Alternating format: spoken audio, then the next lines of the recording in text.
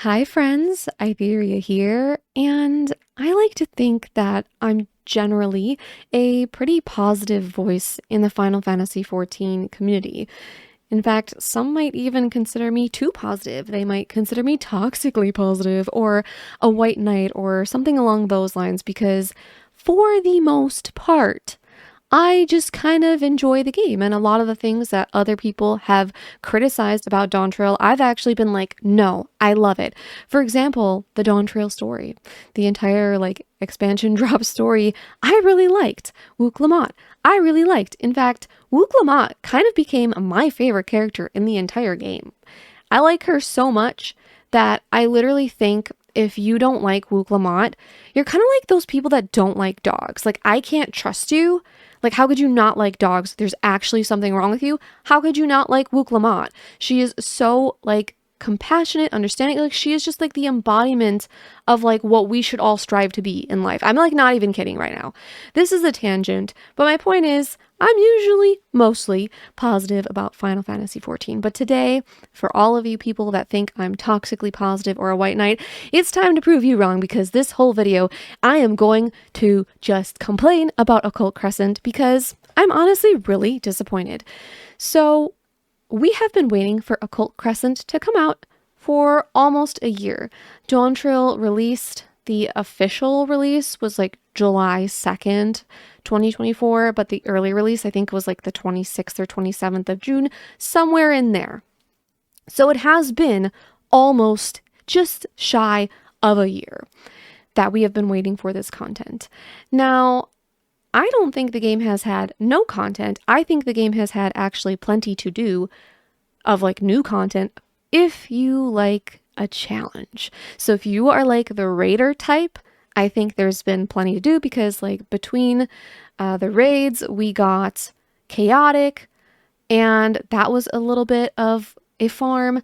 But for the casual players, for people that aren't into that, I actually have to agree with the people that have been criticizing the game, saying that there's not a lot of content coming out, or that what is coming out isn't very evergreen or long-lasting or whatever you want to call it, because it's not.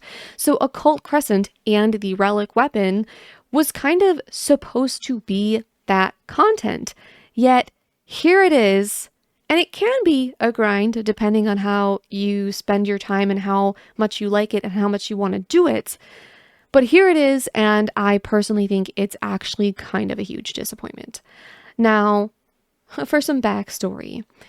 The current other exploration zones, basically the reason that we're getting Occult Crescent is because first we had Eureka, then we had the Bozjan Southern Front. So Eureka was Stormblood, the Bozjan Southern Front was Shadowbringers. And I actually was a Shadowbringers baby, so I played the Bozjan Southern Front when it came out, right as it came out, I played it. Those were our predecessors. In Endwalker, we did not get any type of zone like this. We did not get this exploration zone content, and people were really disappointed.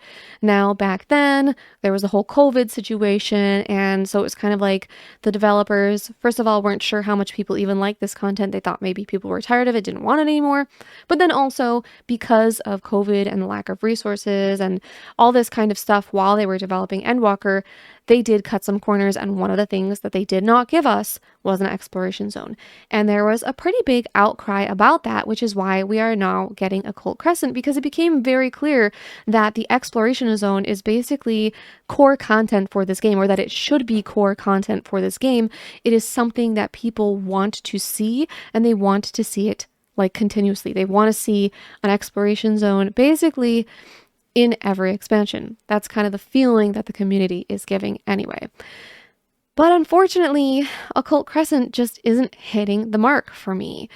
So Occult Crescent, from the sounds of what the dev team was saying in live letters and things like that, was essentially supposed to be taking inspiration from both Bozja and Eureka and kind of trying to take the best of both of those worlds and mash it into a new hopefully even better exploration zone. But in my opinion, it's not at all better. And, it's time to talk about why. I think my biggest problem with Occult Crescent is the way that it is set up leads to quick burnout, and it leads to boredom. So anything in the game, it doesn't matter what it is, is probably going to get boring if you do it multiple, several, many times, right? Just doing the same thing over and over and over is bound to get boring. It's bound to lose its excitement. So Occult Crescent, for me, I had a great first 2, maybe 3 days playing it when it first dropped, but it got old really, really fast. And that is because if you've played Occult Crescent, you will know this. It is very stare at the map, move, kind of quick paced, go as fast as you can, because it's kind of here's a critical engagement roughly every 3 minutes. Between that, there will be fates, but there's only one fate at a time on the map. So everybody is going to those fates. You're probably going to those fates. And once that fate is over, ding, there is a critical engagement. Now, don't get me wrong, the fates and the critical engagements are actually really good in terms of fight design. They are really good battle content, but because of how fast paced this place is, where you're just constantly one thing to the next with no real reason to take a break or do something else, you just end up doing everything so many times. And there's not really that much reason to do anything else, because you're probably trying to level up your knowledge and get to level 20, which is the max level so far in this zone. And then you're also trying to get phantom job experience. And the phantom jobs are kind of the gimmick of this zone, just like how Bozja had all of these special actions and pots and things like that. That is kind of the gimmick of this zone, is that on top of your actual job, so you can play whatever job you want in there except for Blue Mage. And of course, it has to be a battle job. But then on top of that, you can pick a phantom job that will have up to 5 skills that you can play with. And it can be a lot of fun mixing and matching these phantom jobs with your actual job that you've chosen to play. So what you're doing in here essentially is just a bunch of fates and Cs, because that's kind of the best, easiest way to level up both your level in here and your phantom jobs. Because once you max out those phantom jobs, not only do you get all of their skill kits to play with, but you also get a power up. So the more phantom jobs that you have mastered, the stronger that you will be in Occult Crescent. But because the only way to do this is fates and CEs, and it's not like Bozja where you might pick and choose the fates, you're just doing the same stuff over and over and over and over again, but on such a quick turnaround. Because again, I can really only speak about Bozja because I never have really done Eureka. But in Bozja, there would be more than one fate up at a time. And you could also work to spawn specific fates by killing specific mobs.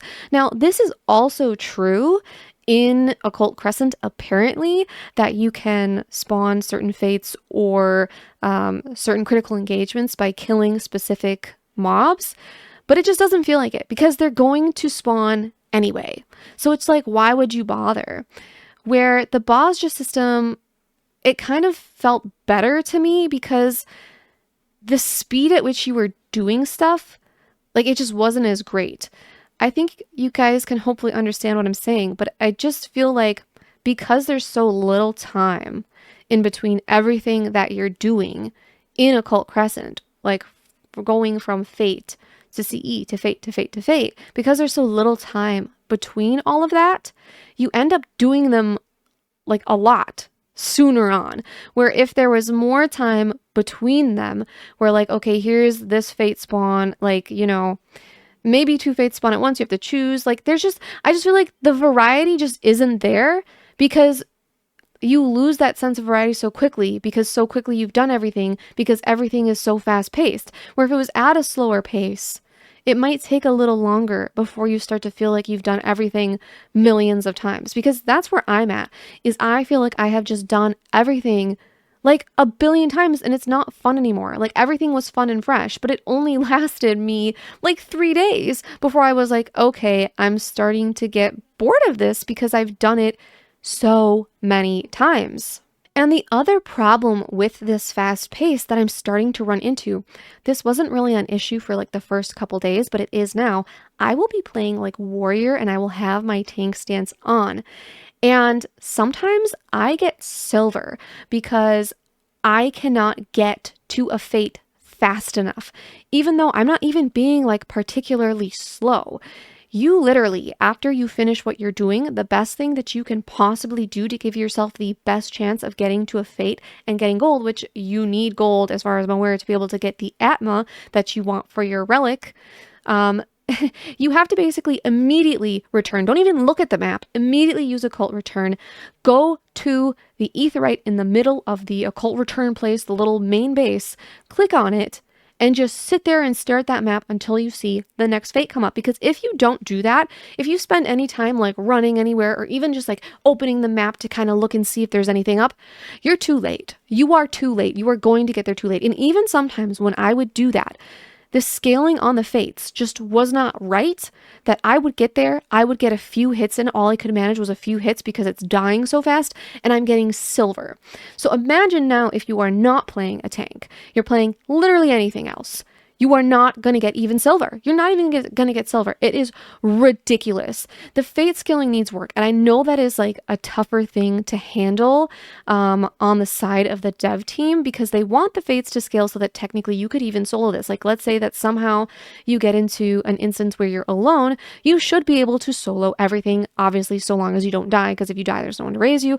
But that's the point, is like this, the scaling is the way it is so that you can solo it. However, I do think there should be some like minimum level of like difficulty where sure, a solo person could do it, but if you've noticed some of the easier fates, like if you've ever gotten to do them like by yourself or maybe with like one or two other people there, some of them get burned down so quickly, there is no reason for them to ever be that easy. Like they're actually scaled a little bit too easy even for solo, in my opinion, because that creates this other problem of like sometimes the fates are just scaled poorly and you'll go from fate to fate getting silvers or worse because they're not scaled well. And you might be like, okay, Aitherea, join a party.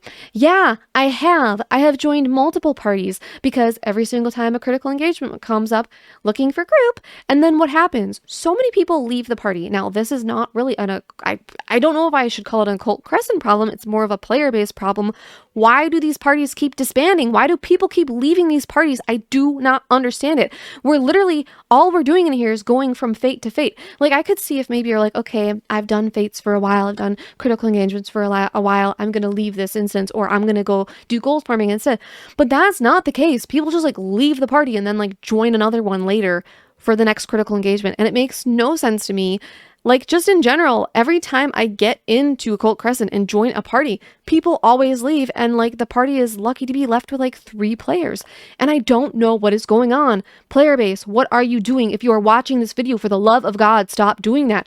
Because when you're in a party and you're going at this fast pace trying to get the fates, especially now that it's been like a whole week, it's actually been a little bit like a week and a half since Occult Crescent has come out, people have more power now. Some people have the gear, people have a few of the phantom jobs max, so they've got mastery, so they've got more power there. Like we need to stick together so that we can get a higher level, like actually get gold in these fates. So I'm actually done with my relic. I just finished it yesterday. So actually, haha, screw you guys, I'm going home. But like, get what I'm saying here? For the rest of you that are still in there, like help each other out. Just stay in your party. Why are you leaving? Ooh. Also, because you have to run to each and every critical engagement, there are so many fates that people just do not do until after the critical engagement. And if you are like me and you get tired of all of it and you decide, I'm just going to fate farm, I'm going to keep it chill, I'm going to skip the critical engagements, then what happens is you are stuck at this fate that is scaled probably way too high. Like sometimes you get lucky and they're scaled okay, but other times they're scaled way too high and you just cannot complete it by yourself. So you will spend basically the entire time that they are doing the critical engagement trying to kill it. You can't kill it, and you basically just have to wait until the critical engagement ends, and it's just another thing that is just bad. Okay, anyways, moving on. Like I can't believe this is going to be a really long video.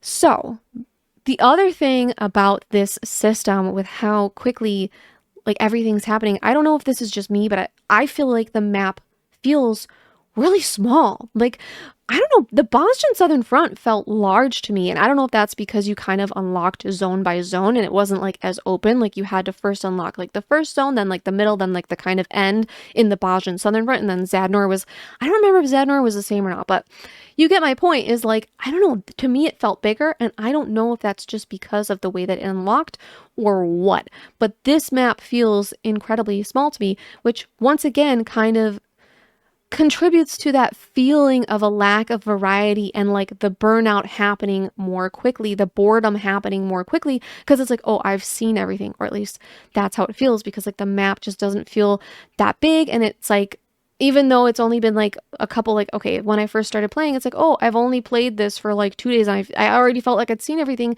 There was nothing new to discover, and it was just already kind of like, okay, losing excitement. So yeah, I don't know. I feel like perhaps the reason the map feels so small could also be due to the way that you're allowed to explore it, which, I mean, open, if we call it like open world, it doesn't necessarily have to be a bad thing. But again, I feel like that fast pace and also how easily that you can teleport around and all these things, I don't know, it just ends up making the map feel tiny. And that's, I don't know, I don't like that. I don't think that's a good thing. Another problem with this timetable, because I feel like this fast pace, this timetable is like kind of creating a lot of little problems. Like it in itself is like the big problem, but like under this umbrella are like a bunch of like little problems that are kind of a consequence of this. So because you have so little time between these critical engagements, if you try to do a pot fate, you essentially have to choose between going after the treasure chests that you get, like that you can find by following the little pot dude, or doing the critical engagement. So you're gonna miss at least one critical engagement. And I think, like, okay, if you think about it logically, it's probably not that big of a deal. Although if you are still farming your Atmas, it kind of sucks, because you might be like, oh, there's a critical engagement over there. I need that critical engagement because I need the color of Atma that likely will drop from that area of the map. There's maps already that show where each Atma is likely to drop, each color, I should say. So you kind of have to choose between those. But then the pot, you might be like, oh man, like there could be like a twirl in this pot or something. But yes, you kind of have to pick and choose between the pot. And if you get lucky, because you can get lucky with the pots, and they'll be like, hey, I have another one. Like after you find the first chest, sometimes they'll stick around and take you to a second chest, oftentimes gold. It might be guaranteed gold. I'm not 100% sure about that. But for me, every time so far that I've gotten a second pot, the second chest has also been gold. So if you do 2 of them, you might miss like 2 whole critical engagements. And I just don't really like that. Okay, so speaking of the treasure chest, the pots and all that, something that kind of infuriates me is the fact that they put so many items in there from the older exploration zones. Why is there stuff from Bozja, like the Gabriel mounts? Like, one of those was a rare drop in Bozja, and the other one, I'm not sure if it's in the Occult Crescent stuff, but like some of the stuff they're putting in there is like cluster farm stuff. And so it really frustrates me, because not only have all of these items devalued just in terms of like if you wanted to do, whether it's Eureka or Bozja, to try and make a little bit of gil, they have completely devalued the items from those zones, like a lot of them. And now Occult Crescent is new. Everyone's doing it. In the future, this will get better. Like things will go back up in price. Probably never to as much as they were in the past, but they will get a little more worthwhile in the future. But it is frustrating because if you're smart, you'll buy any of those things now that are like really cheap. But what I find even more frustrating or like infuriating about it is that doing this devalues the old zones themselves. It values that experience. If you are a new player and you're interested in trying some of these zones, or like trying an exploration zone in general, why even bother trying Eureka or trying Bozja now? Because all of the fun exclusive stuff there is no longer exclusive. It's all in Occult Crescent, which in my opinion is worse. I think Occult Crescent is just plain worse than Bozja. It's not as fun. The systems aren't as good. It's just not as good. It is not set up. I feel like what Eureka and Bozja do are unique to them, and they're set up in a way that just works. It just works. But here, again, I don't even know how to explain it. It's like they took the idea of Eureka and Bozja, but then they like didn't think about the consequences of what they're putting into it. I don't even know. Okay, I don't even know. But my point here is that everything now is like the experience. The experience is devalued. Why do those things? And obviously there are still some reasons to do them. Like for Bozja, it's really good for leveling jobs. A level 71 and onward, you can level it like at least all the way to 90. I'm not sure because I haven't tried leveling past 90, but a lot of people have leveled all the way to 90 with it. So Bozja is still really good for leveling, and there might be some achievements if you want like the bike. But the thing is, when you devalue these zones and you take away these exclusive rewards, and they're no longer exclusive, they're cheaper, people could even just buy them on the market board, they don't even have to do Occult Crescent, they can just buy them for really cheap. The people that do want to go to Bozja and get a specific achievement are going to have possibly a harder time doing it. Now, yes, Bozja is another one of those where they do scale the fates and all of that so that you should be able to do it mostly solo. But it is one of those things where it's kind of a better time if you have other people to do it with. It usually goes faster. It's usually a little easier. And if you do die, you have someone to rely on to raise you because there's other players in the zone. These zones just feel better when there are people in them. That is actually the whole point. These are supposed to be kind of not like super classic, but kind of like similar to classic MMOs. They're supposed to give you that mass multiplayer, dozens, if not hundreds of people in a zone working towards things together. That is something that they are supposed to do. So Bozja and Eureka are better when they are populated. And the cool thing about them was that even though they're old content, they're actually still alive. But now I do worry that by devaluing a lot of the exclusive loot that you could work towards in those zones, some people that would have went there to work for those and then would have contributed to the population will no longer go there and will no longer play there because, oh, I can buy that for like 50K on the market board now, or 200K. It used to be 2 million. Now it's 200K. I'm going to get that right now. Great. Lovely. Thanks for doing that. And it's funny because a couple of my friends have mentioned making like 1 to 3 million gil off of Occult Crescent. And I personally think they're outliers. You're welcome to tell me that I'm wrong in the comments and let me know if you've made money off of it. But they've put a lot more time into Occult Crescent than I have from the looks and sounds of it. Where if you're more of a casual player like me, like I played a lot the first like 2 to 3 days that it came out, but after that I probably spent maybe 2 hours a night in Occult Crescent, like so it wasn't like a crazy amount of time that I was spending in there. But so if you're not going hard, I just feel like you're not going to make that much money unless you're really lucky and get Twirl. I got Twirl and I decided that I wanted Twirl because I love Twirl. It's a great emote. So there's something positive to say is that they made the Twirl emote and I love it. So there's that, but I kept it. So maybe I could have made 3 mil off of it, I guess. But in general, I'm not making literally any money off of this. I probably could have made way more money off of Bozja back in the day. I probably did make more money off of Bozja back in the day, where this, I think I've made maybe 50K. So, you know, admittedly, the materia will eventually get worth more if you hold on to it for the next raid tier. But in general, yeah, I'm not impressed with the devaluing of with the items, and I think it's crazy that an exploration zone can come out and like so quickly. Like, first of all, it doesn't have that much unique loot of its own. Maybe I'm being unfair because it has like the outfits and stuff. But then like, second of all, devaluing all of the stuff that came before it, especially like they could have it's not that they can't put stuff from like different parts of the game in here, but like, why are they choosing the previous exploration zones? Because those are things that is like, I really don't want them to die. But I just feel like this was a bad idea to do what they did by devaluing all of the older stuff. So now I want to talk about phantom jobs. I did touch on them earlier. So in general, I do like the idea of the phantom jobs, and I think some of them are pretty cool. Like, it is kind of fun to see what they have to offer, and I think it's cool to be able to kind of become a little bit more of an all-rounder. Like, if you want to, you could play a tank or a DPS, but then have a healer kit on hand by playing Chemist or Oracle or something along those lines. That does remind me a little bit of Bozja and like slotting in the cures, because you could get different levels of cures and you wouldn't really need a healer, because I think cure 4 in there was like super potent.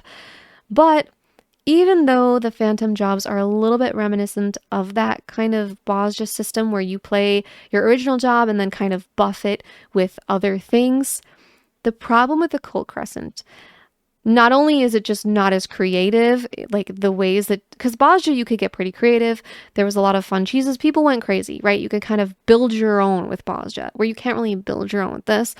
But I think the bigger problem is that, honestly, to me, a lot of the jobs feel kind of boring. Like, I like Phantom Knight. That was the first one that I started leveling because, I don't know, I wasn't not lucky. It was funny because I was playing with my friend and he was literally getting all of these different drops. He got Berserker right away. He got Oracle right away. Like, he got all of the drops right away. And I was like, I don't have any of those. I'm gonna just play this free one. It was, you know, Phantom Knight, the free one. And obviously I didn't have silver yet, so I couldn't pick anything else. So I started with that. And I do like the skills that Phantom Knight has. It's cool to have some mitigation. It's nice, but it's not that exciting. But it gets worse because, like, at least those skills you can use, like always. There are a lot of jobs that the reason they feel bad or boring or less interesting is because their skill uses are very limited in the like actual in the main world of Occult Crescent. They're super limited. So for example, Oracle, it has this really cool skill. I think it's called Phantom Doom or something. And what it does is it has a chance to inflict doom on your enemy, and you know what doom does? They just die. How cool is that? The problem is it doesn't work on bosses. So unless you're gold farming, you basically don't get to use that skill, like, ever. It's just useless to you. There might be a use for it in the Forked Tower. I don't know, because I have not done it. I haven't touched Forked Tower. I haven't even really watched videos on it. But that was a problem that another creator, Rinon, if you've heard of him, he actually did a really interesting video on Occult Crescent as well. His much more like well thought out and well written than mine. I'm kind of just off the cuff complaining here. But that was something that he mentioned, that a lot of jobs do not really have that great of a usage outside of the Forked Tower. And now, so I was using Oracle as an example. The even dumber thing, or at least feels kind of dumb to me, is like, oh, this Phantom Doom skill, it sounds really cool. I hope you can use it on something in the Forked Tower, because if you can't, that's really going to suck. Because I said, oh, the only place you're going to use it is gold farming. That's also kind of unlikely, because Cannoneer is just better. Like, Cannoneer is the AoE boom boom job, right? Like, if you want good, strong AoEs, you want to kill stuff fast, and you're doing gold farming, and you want to be like efficient. Obviously, not every party has to be like the most optimum or optimal or whatever, but like, even if you're not going for like maximum optimization with your parties, you're still probably gonna want to play Cannoneer, because the more you chain, the better. And I think the more gold you get, and like again, even if you're not being super perfect, like, it's just more useful. It's just more useful. So like, when are you using Phantom Doom? It sounds like such a cool skill. When do I get to use it? And so many of the other jobs are apparently like this as well, where you just like don't really get to enjoy a lot of their skills. Where I think if we look again at Bozja as an example, really like the only thing holding you back was yourself, because you could use most of the skills or the special like potions and things anywhere. And they were helpful. Like, I remember using like Lost Swift sometimes in critical engagements, so I didn't get my booty absolutely like crushed, absolutely handed to me. And it was really cool because that speed boost was really, really useful. And And like I'm saying, the only thing that kind of held you back is yourself, because sometimes there were some rare like potions and skills and things in Bozja that it was harder to get them. Obviously, you could buy on the market board the items that you needed to like unlock all of the different skills and like get more of each skill, but that could be an expense. So sometimes people would hold on to skills because maybe they need them in a duel that they're trying to get into. But, you know, it is one of those things where it's like you still could use them and it felt good in like any area of the Bozjan Southern Front, like any area. Where in Occult Crescent, it just was like it just feels like the jobs were made for Fork Tower rather than Occult Crescent, and that's not how it should be. Another thing that Rinon mentioned that I really agree with is the lack of like cross-class play in Occult Crescent is to its detriment, and we're hoping they might put that in a future update, because, you know, maybe it is a little unfair to compare these right now because this is Occult Crescent's first map, and there's more to come, but I'm talking about Bozjan Southern Front and how you can get all of the different skills and potions and or whatever you want to call them. I feel like there's a word, essence. I don't know. I feel like there's a word, essence the profane. I think it's essence. So you could get all of those things and kind of mix and match them. And obviously there were some skills that were not available to you depending on what job you're playing. Like if I was playing a healer, then I could not slot in cure into one of my lost actions because I was a healer. So I didn't have that available. But for the most part, there was really a lot of like mixing and matching that you could do with the different essences and with the different lost actions and stuff. So that was really cool.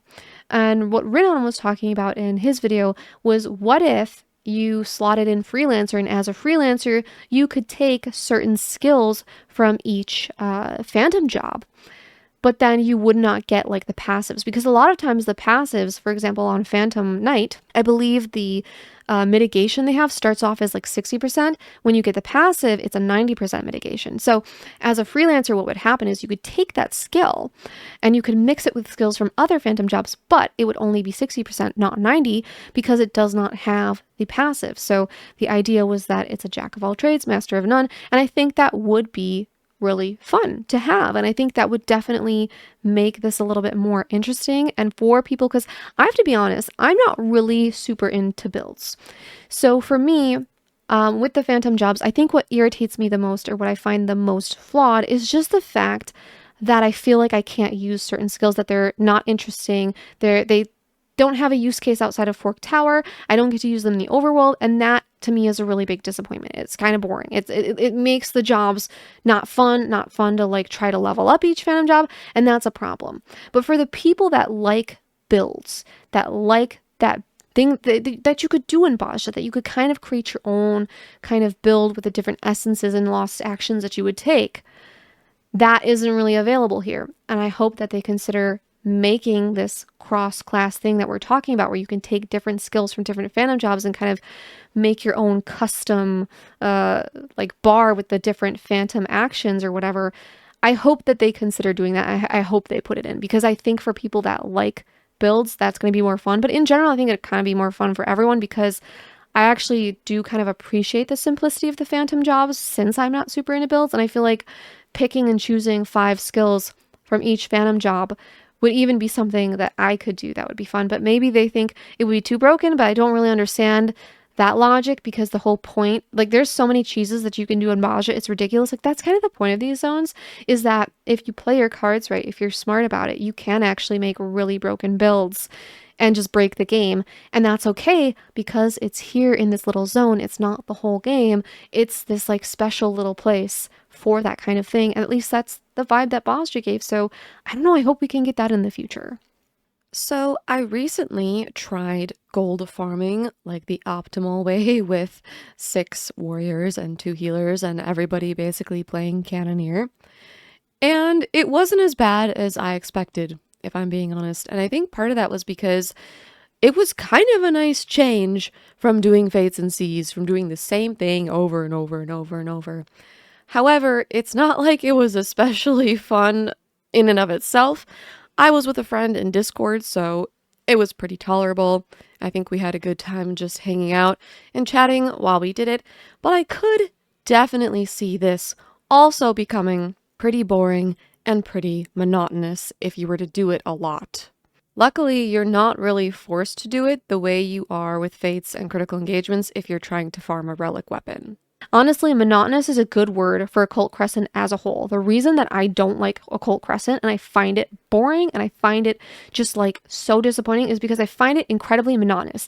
Everything that you do in there is monotonous, or it becomes monotonous in a very quick amount of time. Like, it does not take long for everything to feel monotonous. But gold farming, because there's more problems with gold farming, or more things that I just think were bad choices.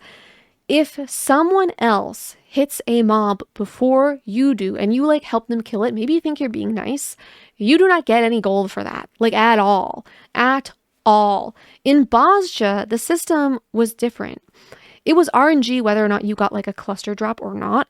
So you just gather up a bunch of mobs and then kill them. But the thing was, it did not matter who hit that mob. If I was outside of their party and I hit those mobs and I hit every single one of them, when they died, I also had a chance at getting clusters. The other thing that was cool about Bozja was that I could be, if we're talking about the Bozjan Southern Front, I could be in the third zone, the most advanced zone, and they could be in like the middle or the first zone where the base is. And they could kill something and I could still get a cluster even though I didn't even touch the mob. I think that this incentivized greatly being in parties and staying in parties and doing things in parties as a group. I just don't understand. These zones are supposed to be zones, I said this already, where we work together collectively. So why have we made it it's like to my detriment now to help someone? I'm just wasting my time. If I go and kill a mob that why should I help them kill it faster? Like, if I'm not in their party, there's no point in me even touching that mob. Enjoy, maybe a mob randomly. I mean, okay, listen, everyone has still been really nice for the most part in Occult Crescent, okay? So there is still a little bit of sense of community just because, like, people are nice, right? So, like, for example, some people died trying to do some chain farming, and I went and I erased them, and then they tried to go back to it and it didn't go well. So I was a tank at that time, so I took the mob off of them and protected them. And then they kind of figured their stuff out and they decided to have one of them play tank and blah, blah, blah, right? They were fine. I went on my merry way. But there is no incentive for me to help anyone. For raises, yes, because there's an achievement. But if you're just like passing by and somebody's like struggling with a mob, unless you feel like being nice, there's no reason to help them. And because the fates and critical engagements spawn so quickly, I have already heard in my Discord, people were talking about this, that sometimes people don't want to take the time to raise other people because if they do that, they won't get to the fate fast enough to get gold. So, like, all of this together, the fast pace and all of that, and then also the fact that you don't even get a chance at gold, like a gold piece for helping someone kill a mob, you might as well let them take their merry time. Because, you know, I'm going to miss my fate if I help them. Maybe they won't die, but they're killing it so slow and they can't teleport. They themselves can't get to the fate now because, like, oh, they're stuck. They can't teleport. Why should I help them? I'm not getting literally anything for it. Now, obviously, like I said, I'm nice enough to still help people, and a lot of people in Occult Crescent are still going to stop and help, and that's great. But I just, at the same time, there's a lot of people that aren't going to help, because they're going to be like, oh, other people will help, and I got to get to the fate. I got to get to the fate. I got to get to the fate. Especially if you're like me, and you are like tired of being here, you're tired of farming the Atmos, you just don't want to do it anymore, why help people? Just go. Where, it's like, if there was an incentive to help people, I just think it would be a better experience. And the other thing, I feel like the treasure chest should have a chance to have gold pieces in them, even if it's only like 3. All of the treasure chests, including the ones from the pots, should all have, especially the pot ones should have a small bit of gold. Maybe like 15 gold pieces or less. Like, I don't care. They should have gold in them because, again, so monotonous to only have one way to do it. And you might be like, oh, well, the only way to get clusters in Bozja was to kill mobs. So, like, why do you feel like this is monotonous here and that wasn't? Well, that was monotonous, but the big thing about Bozja was that you had to kill mobs to spawn things. And you didn't have to kill like a ton of them. And well, sometimes you did, but a lot of times you didn't. So it would depend on what you're doing. When I would go into Bozja to level a character, or like level a job, I should say, we would kill mobs and we wouldn't have to kill that many to get a fate to spawn. The fates, you know, the timers are pretty good. So we'd stop and like there'd be a bunch of people there and we'd kill them. And so I would almost like passively be getting clusters because of that. And like I said, because other people in your party could kill something in any other area in Bozja and you could still possibly get one, it just felt so much better and more rewarding. And because the pace was different as well, it kind of felt like you got more variety because you might be working on like killing some mobs and ooh, that fate nearby, I'm gonna go to that now. Okay, now maybe I'll go back and kill a few mobs and oh, there's a fate over there. Ooh, a critical engagement. It just made it feel like it had more variety. And now that's not to say that I never got burned out on Bozja, because I did. But it's funny because my Bozja burnout was actually from leveling, because I spent a lot of time leveling in Bozja and that was what burned me out. But the actual play experience of Bozja, I do not remember ever feeling especially burned out, although part of that was also because with the Bozja relics, they made them mostly easier to get outside of Bozja. So the first relic stage for Bozja, you had to get like 60 little clusters, and you would get them from like fates. You had to get gold in the fates, and I think the fates might have been in, was it Heavensward or Stormblood zones?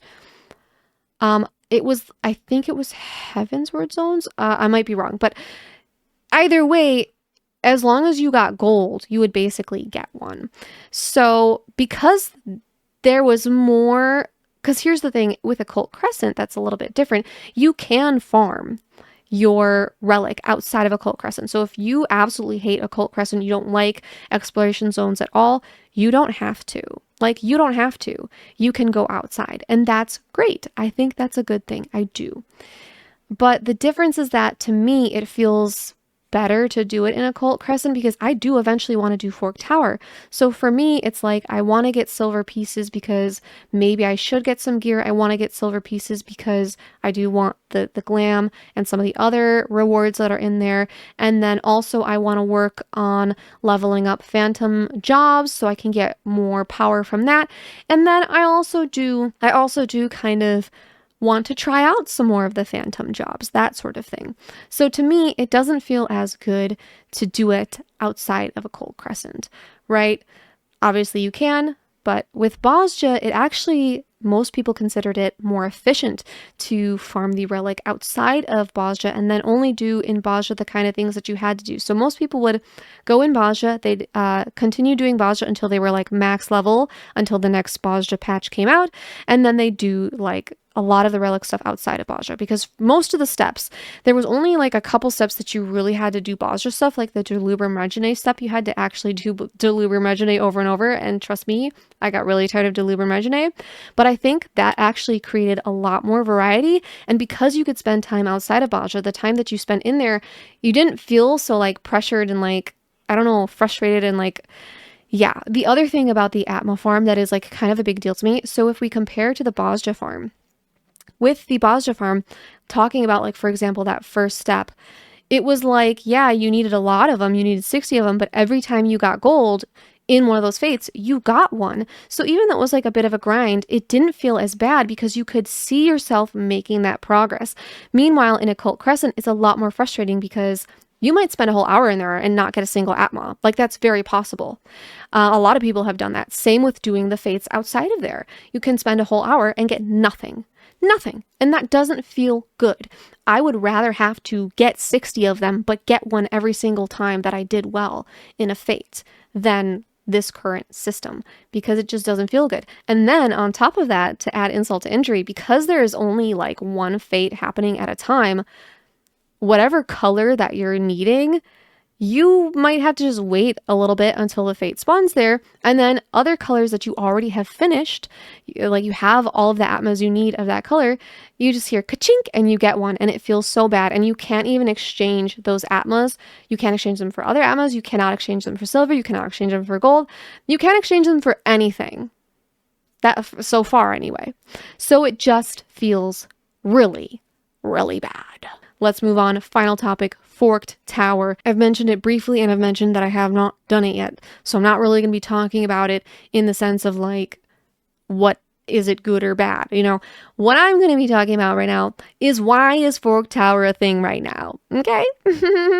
So here's the thing. I'm not against having another Baldessian Arsenal or another Derluber Savage, but we have been waiting like a whole year for this content that was supposed to be for non-raiders, okay?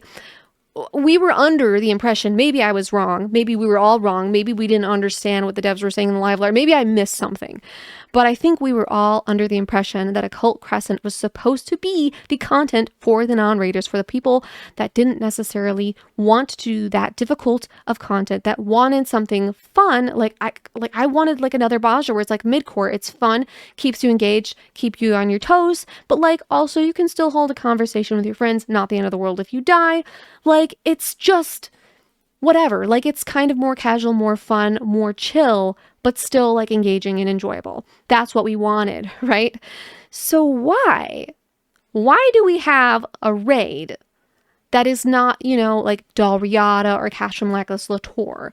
Why are we getting more stuff for raiders? Because the raiders already got chaotic. The raiders have gotten, you know, obviously all of the savage raids and chaotic in between. Like, I just don't understand. And like I said, it's not that we should not get this. It's just that if we're getting this now, what we should be getting is like when we got to Luber Megane, we got to Luber Megane normal, and then we got to Luber Megane savage. Why isn't it like that? I don't understand. Why is this not Forked Tower and Forked Tower savage? Because again, monotony. Quick interjection into my little rant here. What I mean by monotony is that being able to do something like Forked Tower, if it was more friendly to casual players, would break up the monotony of doing CEs and fates. Now the players, because like so many players are not even going to do Forked Tower because it's going to be something that they consider too difficult of something, like they don't want to do it, okay? It's not the difficulty level that they enjoy, it's too high, okay?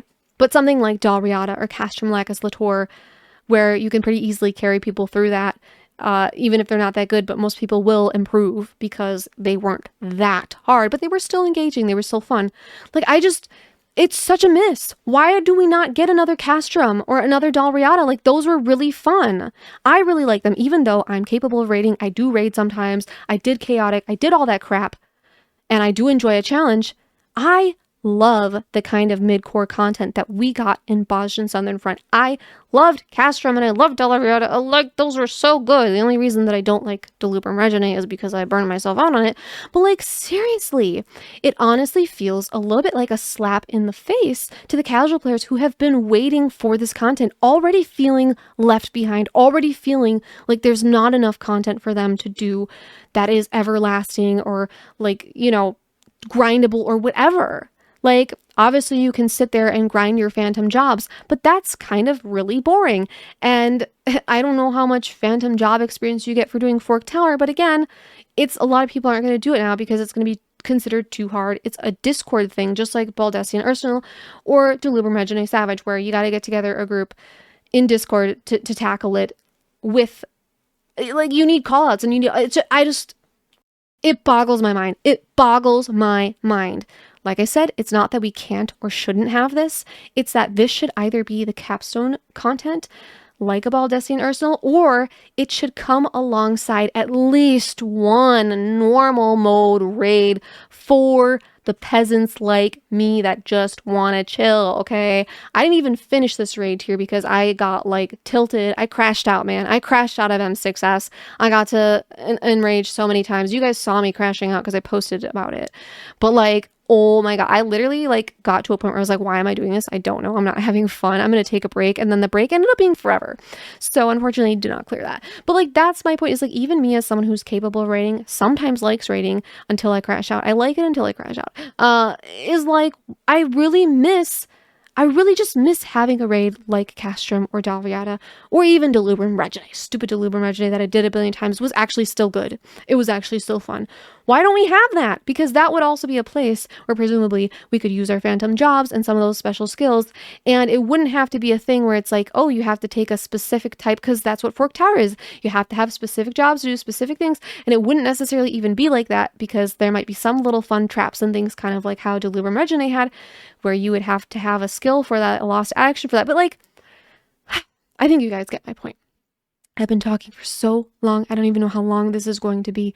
But overall, I'm going to try and end and say, like, just overall, Occult Crescent does have good battle content. Don't get me wrong. The critical engagements, the fates, they're great. But there are so many flaws to this. So many things that I don't like about it that really take something that could have been great and make it honestly very, very boring and monotonous to play. Please consider leaving a sacrifice to Lord Algorithm in the form of a like, comment, share, or subscribe. Thank you so much for watching, and thank you so much to my channel members for supporting me. Bye!